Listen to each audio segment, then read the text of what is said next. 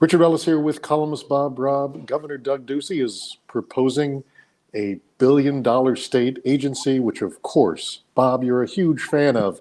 I don't even know where to begin with your criticism of the proposed Arizona Water Authority. Let's start with its governance, which you say is the worst you've seen in your time looking at Arizona politics. It really is. This board will, for the first time, have the state government owning and controlling water. Its governing board would begin with nominations from a committee of stakeholders. And the governor would have to choose the members of the board from the slate that the stakeholder committee came up with. That's completely undemocratic, no democratic or political accountability.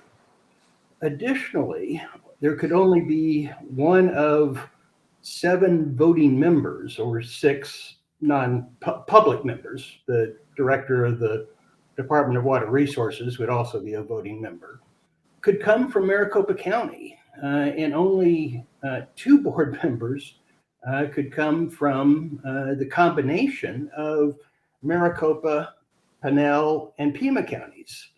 So an entity that will own and control water would have on its board, from the counties that represent 80% of Arizona's population, less than a third of the representation. So it's undemocratic, not accountable, and completely unfair to Maricopa, Pinal, and Pima counties. You also say, and you get very specific in the details in the column, that, I mean, for all the doom and gloom we hear about water resources in Arizona, that it may not be as dire as all let out to be. We have serious shortages on the Colorado River, and those have to be managed. We also have a lot of restrictions on who can use water and where it can be put to use.